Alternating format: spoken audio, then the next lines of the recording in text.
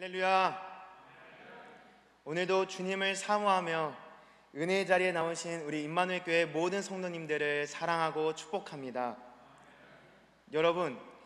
여러분들은 맛집이나 카페에 가셔서 음식이 나오면 가장 먼저 무엇을 하십니까? 요즘에는 기다리던 음식이 나왔다고 먼저 숟가락을 올리면 큰일이 납니다. 먼저 사진을 찍고 SNS에 올린 후에 식사를 시작해야 합니다. 네, 저도 음식이 나오면 기도한 후에 이렇게 사진을 찍고 식사를 하곤 합니다. 지금 여기 계신 많은 성도님들과 그리고 우리 청년분들도 공감하실 것 같습니다. 이렇듯 우리는 좋은 일이 생겼거나 맛있는 음식을 먹으면 SNS에 올려서 자랑하거나 주변 지인들에게 알려주곤 합니다. 2000년 전에 예수님의 제자들도 예수님이 부활하시고 예수님이 보내주시겠다고 약속하신 성령의 권능을 받자 예수님의 부활을 주변에 널리 전하고 싶었습니다. 마가의 다락방에서 성령의 임재를 강하게 경험한 이들은 여러 기적과 확신이 찬 말로 예수 그리스도를 증거하기 시작했습니다. 전에는 자신들의 목숨을 지키기 위해 숨어 지냈다면 성령을 받은 이후에는 목숨을 내걸고 예수 그리스도의 부활을 전하는 부활의 증인이 되었습니다. 그리고 이렇게 예수 그리스도의 복음을 증거하며 살아가는 제자들은 유대인들이 정해놓은 기도 시간 오전 9시, 낮 12시, 오후 3시에 기도하며 하나님과 교제하였습니다. 예수님의 사랑하는 제자 베드로와 요한도 유대인들이 정해놓은 시간, 기도 시간에 늘 하나님께 기도하러 간 것으로 보입니다. 어느 날 베드로와 요한은 제9시 기도 시간에, 그러니까 오후 3시에 기도하기 위해 성전으로 올라가고 있는데 한 남자가 이들에게 구걸하기 시작합니다. 이 남자는 태어날 때부터 걷지 못했던 사람으로 사람들은 이 사람이 구걸하며 먹고 살게 하기 위해 미문이라는 성전 문 앞에 매일 데려다 주었습니다. 베드로와 요한은 그가 간절하게 구걸하자 그를 주목하기 시작합니다. 그리고 이렇게 말합니다. 우리를 보라. 그리고 베드로는 이렇게 선포합니다. 은과 금은 내게 없지만 내게 있는 이것을 내게 주노니 나사렛 예수 그리스도의 이름으로 일어나 걸어라. 예수 그리스도의 이름을 선포하자 이 사람의 발과 발목에 힘이 생겨났고 걷고 뛸 수 있게 되었습니다. 태어날 때부터 한 번도 걸어보지 못했던 이 사람은 너무나 기뻐서 걷기도 하고 뛰면서 하나님을 찬양하자 주변에 있었던 모든 사람들은 너무 놀라 이 일이 어떻게 된 건지 자세히 알기 위해 솔로몬 행각으로 모이기 시작했습니다. 이때 오늘 본문에 기록되어 있는 베드로의 설교가 시작됩니다. 오늘은 여러분과 베드로의 설교를 통해 부활의 증인들이 무엇을 전해야 하는지 은혜를 나누도록 하겠습니다. 첫째로 자신을 낮추고 오직 예수 그리스도의 믿음을 전해야 합니다. 솔로몬 행각으로 모인 사람들이 너무 놀라며 베드로와 요한을 주목하자 베드로는 그들에게 이렇게 말합니다. 우리 개인의 권능과 경건으로 이 사람을 걷게 한 것처럼 왜 우리를 주목하느냐? 이 말은 너희들의 관심의 대상이 잘못되었다. 도구로 쓰임받는 우리를 주목할 것이 아니라 은혜를 베푸신 하나님께 주목해야 된다라는 뜻입니다. 여러분, 베드로의 이 말을 듣고 어떤 마음이 드십니까? 만약에 하나님께서 여러분에게 치유의 은사를 주셔서 수십 년간 병으로 앓았던 환우를 고쳐주었다면, 그래서 이 사람이 여러분들의 치유의 은사에 감사하며 지인들이 여러분께 데려온다면 어떨 것 같습니까? 저 같으면 말로는 아닙니다, 다 하나님의 은혜입니다 라고 말하더라도 속으로는 기분이 좋을 것 같습니다. 그런데 베드로는 사람들이 자신을 주목하는 것을 몹시 이상하게 여겼습니다. 그리고 사람들이 자신을 주목하자 그 시선을 자신이 아니라 하나님께 돌릴 수 있도록 하였습니다. 그리고 베드로는 이어서 이렇게 말합니다. 16절을 다 같이 봉독하겠습니다. 시작. 그 이름을 믿음으로 그 이름이 너희가 보고하는 이 사람을 성하게 하였나니 예수로 말미암아 난 믿음이 너희 모든 사람 앞에서 이같이 완전히 낫게 하였느니라. 아멘. 베드로는 죽은 자 가운데서 부활하신 하나님의 종 예수 그리스도로부터 생겨난 믿음이 이 사람을 치유하였다고 말하며 하나님께 영광을 돌리고 있습니다. 사랑하는 성도 여러분, 우리가 예수님의 부활을 믿는 부활의 증인이 되었다면 무엇을 전해야 합니까? 바로 우리는 낮아지고 오직 예수 그리스도의 믿음을 전해야 합니다. 예수 그리스도의 이름을 믿음으로 기적이 나타나서 사람들이 우리를 주목한다 하더라도 베드로처럼 그 시선을 하나님께 고정시킬 수 있도록 예수 그리스도의 믿음을 증거해야 합니다. 바라옵기는 스스로를 낮추고 오직 예수 그리스도의 믿음만을 드러내시는 임마누엘 교회 모든 성도님들이 되시길 간절히 소망합니다.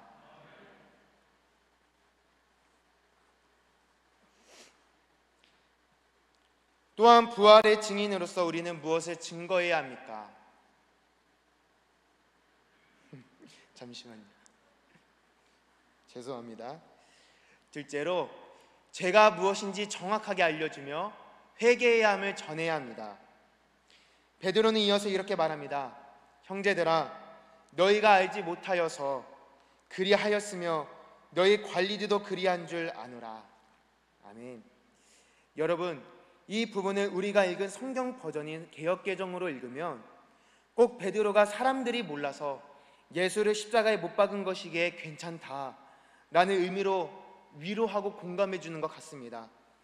그런데 헬라어 원어로 읽으면 이 부분은 카타 아그노안으로 죄와 동일한 의미로 사용되는 아그노이안, 무지가 사용되었습니다.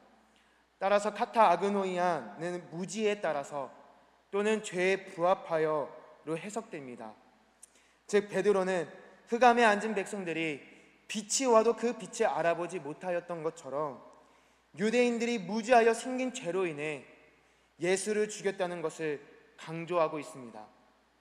그리고 이어서 이렇게 선포합니다. 19절을 다 함께 봉독하겠습니다. 시작. 그러므로 너희가 회개하고 돌이켜 너희 죄 없이 함을 받으라.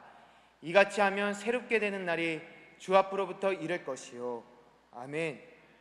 베드로는 백성들에게 철저하게 회개하라고 선포합니다. 여기서 회개는 메타노에오로 생각을 바꾸다라는 의미입니다. 이것은 자신이 옳다고 여겨왔던 모든 가치관과 생활 습관들을 버리고 새롭게 살아가는 것을 말하며 전 인격적인 변화를 뜻합니다. 하나님께로 돌이켜야겠다고 다짐한 사람은 마음으로 회개하는 것에서 멈추면 안 되고 삶까지, 행동까지 변화되어야 합니다. 살아가면서 굳혀졌던 이 세상의 가치관과 생활 습관들을 버리고 말씀이 증거하는 성경의 가치관대로 살아가야 합니다. 그럴 때 영원히 죄 없이 함을 받으며 새롭게 될 수 있습니다. 여러분, 베드로가 그들의 무지함을 지적하며 회개를 선포한 이유가 무엇이겠습니까? 그것은 과거의 죄에 철저히 깨닫지 못하면 진정한 회개가 불가능하다는 것을 알려주기 위함이었습니다. 호세아 4장 6절은 이렇게 말합니다. 내 백성이 지식이 없으므로 망하는도다. 내가 지식을 버렸으니 나도 너를 버려 내 제사장이 되지 못하게 할 것이요 내가 내 하나님의 율법을 잊었으니 나도 내 자녀들을 잊어버리리라. 아멘. 사랑하는 성도 여러분, 우리가 예수님의 부활을 믿는 부활의 증인이 되었다면 우리는 죄가 무엇인지 정확하게 알려주며 회개해야 함을 선포해야 합니다. 회개를 선포할 때 그곳에 성령께서 임재하시며 회개하며 변화된 삶을 살아갈 때 하나님의 나라를 경험할 수 있습니다. 바라옵기는 철저한 회개를 전하시는 사랑하는 임마누엘 교회 모든 성도님들이 되시길 간절히 소망합니다. 또한 우리는 부활의 증인으로서 무엇을 전해야 합니까? 셋째로 예수님의 다시 오심을 증거해야 합니다. 베드로는 마지막으로 이렇게 선포합니다. 또 주께서 너희를 위하여 예정하신 그리스도 곧 예수를 보내시리니 아멘. 그는 백성들에게 너희가 회개하면 주께서 너희를 위해 보내주시기로 약속하신 예수 그리스도를 다시 보내주실 것이다 라고 말하고 있습니다.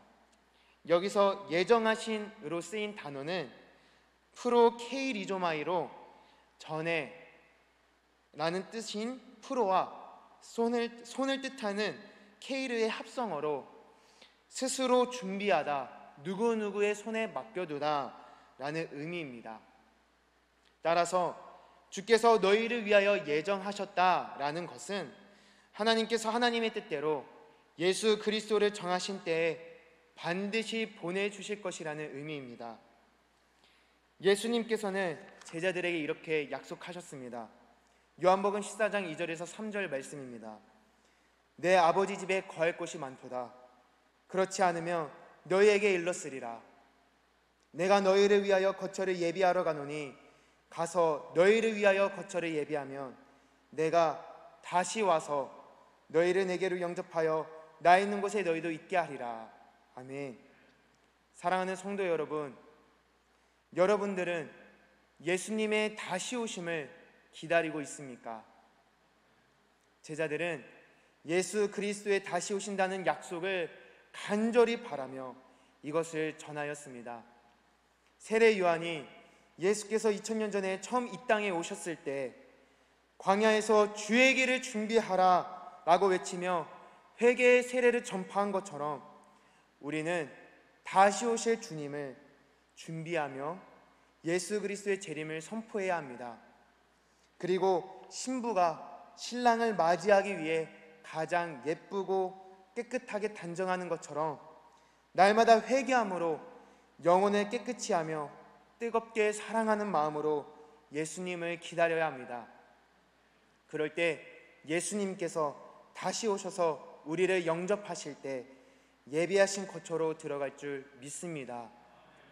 여러분, 제가 초반에 요즘 친구들은 좋은 일이 생겼거나 맛있는 음식을 먹으면 SNS에 올려서 자랑하거나 주변에 널리 알린다고 말씀드렸습니다. 여러분들은 요즘에 어떤 것을 전하고 계십니까? 이 시간 나는 평소에 예수님을 자랑하고 있는지, 예수님만 생각하면 저절로 미소가 지어지는지, 예수님과 늘 동행하고 있는지, 예수님께서 약속하신 천국을 기대하며 살아가고 있는지 돌아보길 소망합니다. 맛집, 뷰 맛집 카페, 서울 근교의 놀거리 등 우리 삶의 소소한 행복을 가져다 주는 것도 좋지만 영원한 행복을 주는 부활을 전하시길 소망합니다. 우리에게 영원한 생명을 주시기 위해 자신의 목숨을 내어주신 부활하신 예수님을 바라보며 예수 그리스도로부터 나오는 믿음과 삶을 바꾸는 회개, 예수님의 다시 오심을 전하시는 사랑하는 우리 임마누엘 교회 모든 성도님들이 되시길 간절히 소망합니다. 기도하겠습니다. 사랑하는 주님, 매일 죄 가운데 넘어지는 죄인이지만 우리를 사랑하셔서 대신 죽으시고 부활하심으로 영원한 생명을 약속하여 주시니 정말 감사드립니다.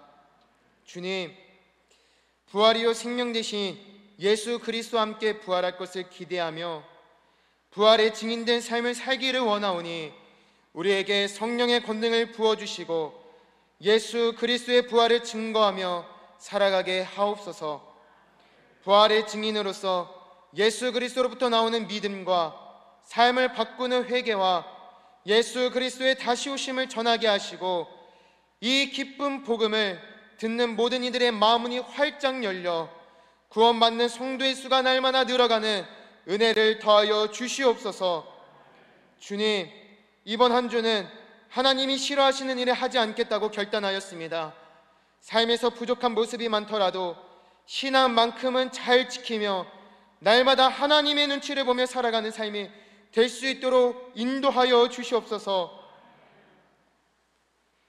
이제는 우리 주 예수 그리스도의 은혜와 하나님 아버지의 무한하신 사랑하심과 성령님의 교통하심이 부활의 증인으로서 예수 그리스도로부터 나오는 믿음과 삶을 바꾸는 회개와 예수님의 제 이름을 전하기로 다짐하는 임마누엘 교회 모든 성도들 가운데 이들의 삶과 가정과 직장과 학업과 만나는 모든 사람들 가운데 이제로부터 영원까지 함께 하시기를 간절히 축원하옵나이다. 아멘.